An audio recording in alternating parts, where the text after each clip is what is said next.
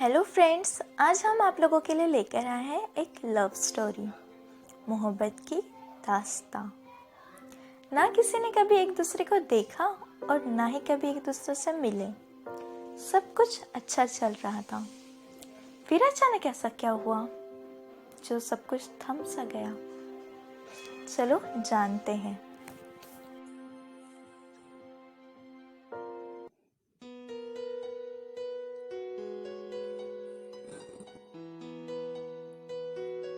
मुझे कोई फर्क नहीं पड़ता था। सच में मुझे कोई फर्क नहीं पड़ता था कि वो मुझसे 8 साल बड़ी थी। ना उसके रूप से, ना उसके रंग से मुझे कुछ लेना देना नहीं था। मुझे मतलब था तो सिर्फ उसकी बातों से, उसकी आवाज से। जब भी हम दोनों में फोन पे बातें हुआ करती थी तब दिल में एक अजीब सी जोश, अजीब सी खुशी भर जाती थी। हर दिन हम दोनों घंटों फोन पे बातें करते, एक दूसरे का मजाक उड़ाते, एक दूसरे से अच्छी अच्छी बातें करते। हर दिन वो और मैं अपने अपने दिनचर्या की बातें करते थे, डेली लाइफ की बातें करते थे और हम दोनों की अच्छी चल रही थी। हर दिन रात को सोने से पहले जैसे भी हो मुझे उससे एक बार बात करना होता था। अगर वो फोन उठा लेती थी तो उस दिन बहुत अच्छी नींद आती थी और जो खुशी मिलती थी वो अलग। मगर जिस दिन वो फोन नहीं उठाती थी उस दिन ना रात को ठीक से नींद आती थी, ना कहीं मन लगता था। धीरे धीरे मुझे ये पता चल चुका था कि मैं उसके प्यार में धीरे धीरे फंसता जा रहा हूँ। मुझे पता नहीं क्यों उसकी आवाज सुने बिना एक बेचैनी सी महसूस होती थी, एक अजीब सी घुटन, एक अजीब सी तकलीफ महसूस होती थी।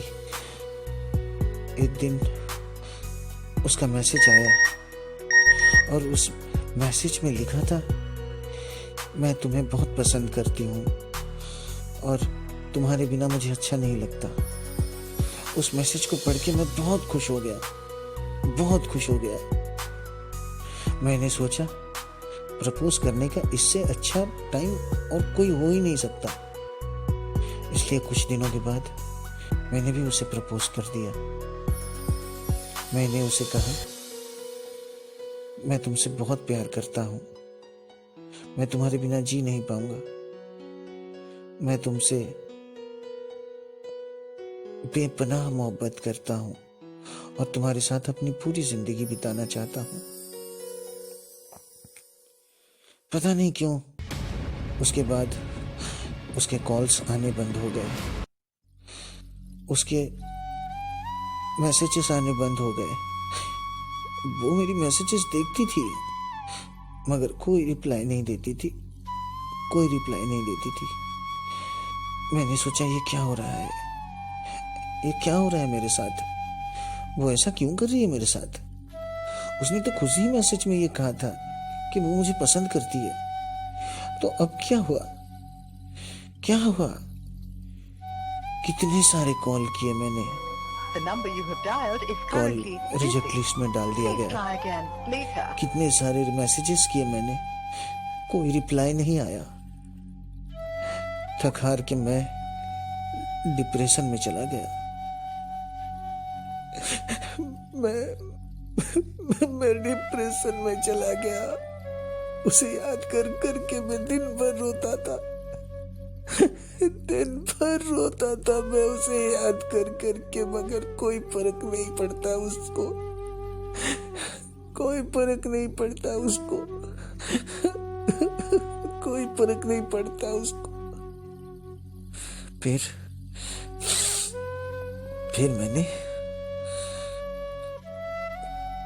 मैंने सोचा कि ये जिंदगी ही खत्म कर देता हूँ। धीरे धीरे मैं पागल होता चला गया और मेरी दिमाग ने मेरा साथ छोड़ दिया। बहुत सारे दोस्तों यारों ने मुझे समझाया, मुझे मुझे बोला कि ये तेरी जिंदगी नहीं है, तुझे इसके आगे और भी कुछ सोचना है, तेरे लिए एक लंबी दुनिया पड़ी है, एक लंबी लाइफ पड़ी है। फिर जाके मैं कुछ संभला और ठीक 3 महीने बाद मैंने उसको एक दूसरे नंबर से मैसेज किया, अगर तुम्हारे साथ मेरे रहने से तुम्हें कोई प्रॉब्लम हुआ था तो मुझे पहले ही बोल देती। मेरे साथ तुमने ऐसा क्यों किया? क्यों किया मेरे साथ तुमने ऐसा? पता है उसके बाद उसका क्या जवाब आया? पहले से ही मेरे साथ एक बॉयफ्रेंड था, इसलिए मैं तुम्हारा प्रपोजल नहीं एक्सेप्ट कर पाई। तुम्हें तकलीफ हुआ उसके लिए मैं माफ़ी चाहती हूँ। दोबारा मुझे कॉल या मैसेज मत करना प्लीज़। प्लीज़, मेरी लाइफ में बहुत खुशियाँ हैं, मेरी खुशियों को बर्बाद मत करना। ये सुनने के बाद मैं जैसे का वैसा ही खड़ा हो गया, एकदम जड़ बन गया मैं, पत्थर सा।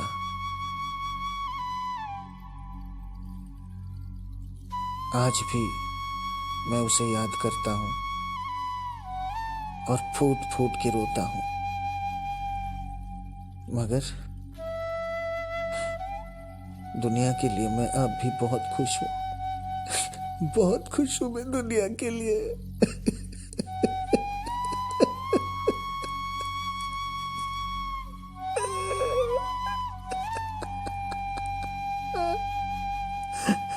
बहुत खुश हूँ मैं दुनिया के लिए।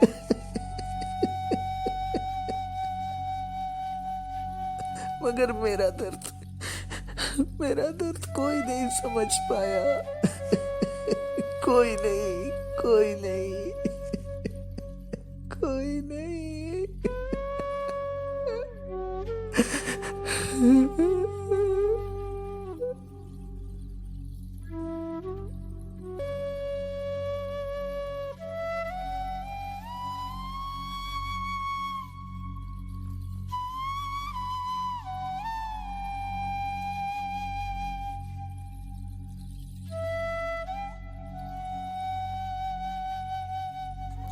सो फ्रेंड्स, आप लोग जान चुके होंगे कि ये थी एक अधूरी मोहब्बत की दास्तां, वन साइड लव।